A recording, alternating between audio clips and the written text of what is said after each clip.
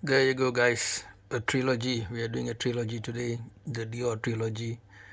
We got Dior Homme, all right, to the left, 50 mils. We got Dior Homme Cologne, 75 mils, and we got Dior Homme Sport to the right, 75 mils. Yeah, price-wise, they don't run off so much. It's about more or less 90 US dollars. Okay, plus minus $10 based on the volume. Of course, as you can see, the Dior Homme is smaller a bit in size.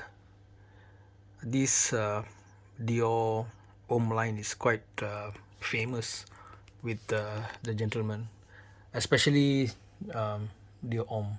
All right, and in this series, Dior Homme Intense, Dior Homme Parfum. The Intense is a bit more popular, rightfully so. When I reviewed the Intense, I think almost 1 year, I think back, I sort of liked it. I thought it had some iris chocolatey vibe. The iris was a bit of a, hit or miss, okay, because to me it does smell feminine, that part of it, but there was a bit of a masculine chocolate or some kind of masculine darkness incorporated, which made it more interesting than the others. All right.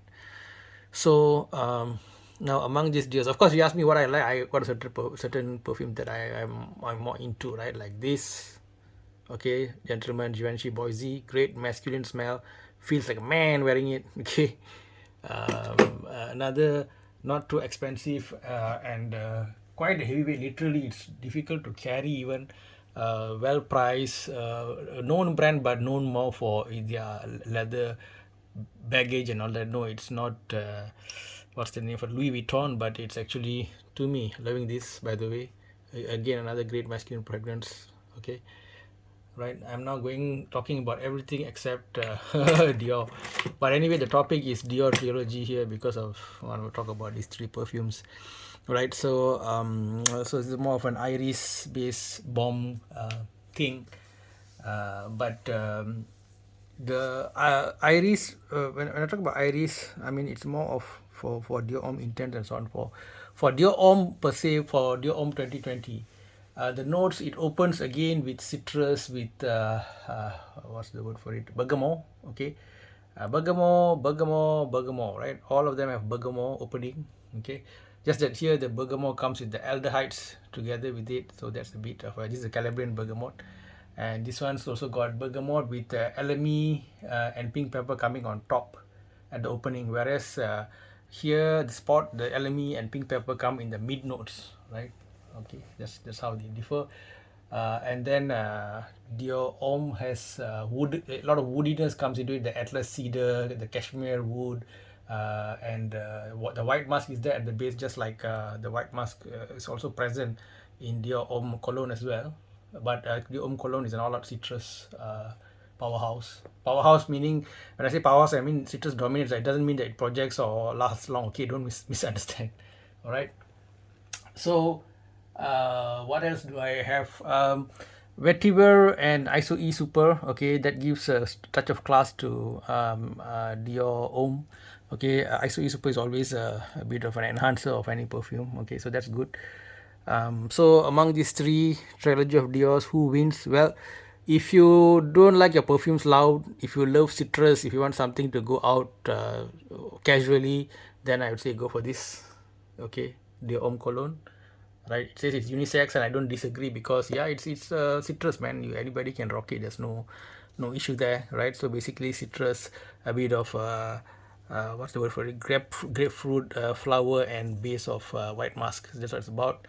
Not too long lasting or projecting. So if you want something of more value for your money, if you want perfumes that really project and it's loud, then you got to go for loud projectors like this. If you're like some mafia boss, or if you're a bouncer, you want to feel be your presence be felt in the room.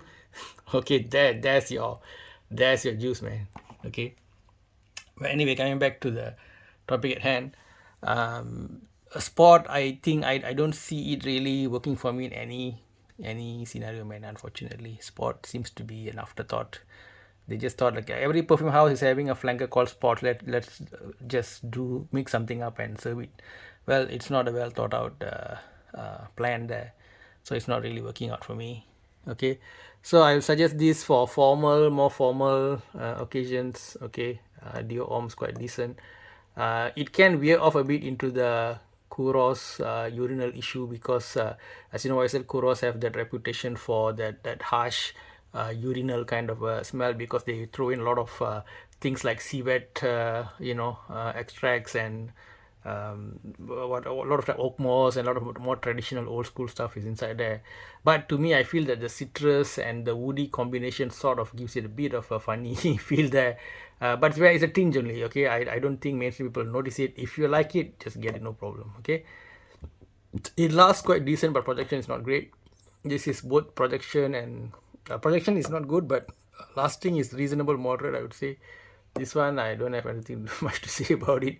I don't even want it to project so much actually, right? Because this is just the mixture of citrus in the opening and the aldehydes. I think it's giving me kind of how to say, the soda lime or soda orange spilled on someone's clothes kind of a feeling. So it's a bit, it's not so nice citrus, I would say. That's the feeling I get.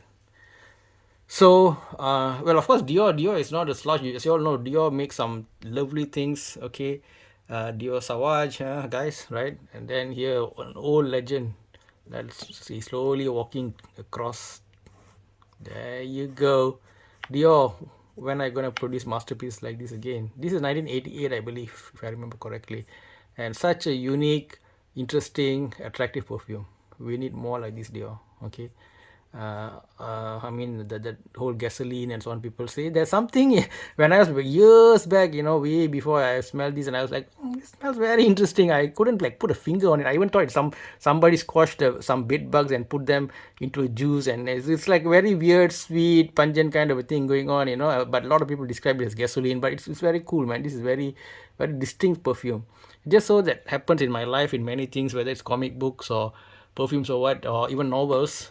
Somehow I end up with the classics first, and so once you go more into the rabbit hole, you keep searching for that first hit that you got, and it's very rare you get a repeat hit. Maybe it's due to the fact that, I mean, good things are good and they're more popular and everybody knows them, and more likely you come across those things first before you get exposed to the other things, right? So I guess that sort of applies to any field for that matter. Okay, so anyway, that is the box in case you like to see boxes. This is the box of the Dior Homme. Okay, 50 mil right there. So that's the conclusion. I think Dior has its work cut out for it. I know that some energy is being spent on Dior Sauvage, and Sauvage is of course a very mass pleasing, popular perfume that many people love, and rightfully so, because it's good stuff, man. It's versatile.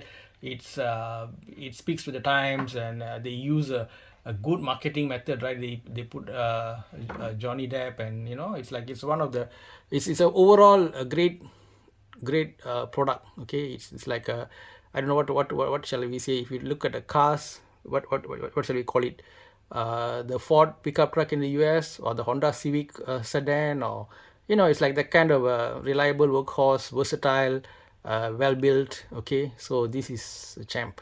Okay, although of course it's a victim of its own popularity with a whole group of people, some of whom are a bit more niche snobs and all. They look down on it, but it's good stuff. Okay, so now coming back to this Dior Homme line, it's become like, I think, become more in the shadow of the new innovative Sauvage, and also the old school masters, old school unique works like Fahrenheit. So it seems to be in some kind of middle no man's land. So I hope Dior will reinvigorate it, or give it a rest, do some other stuff, and then maybe come back to it in a new way. These are my thoughts on it. So in this trilogy, I would recommend you forget about this, but just my personal opinion, guys. Again, right, subjective, perfume is subjective. Citrus lovers, subtle citrus lovers, right? This is for the office executive who just want something simple, sophisticated, and not too loud. Okay, with that, I say bye bye. Much love from Sen Hao.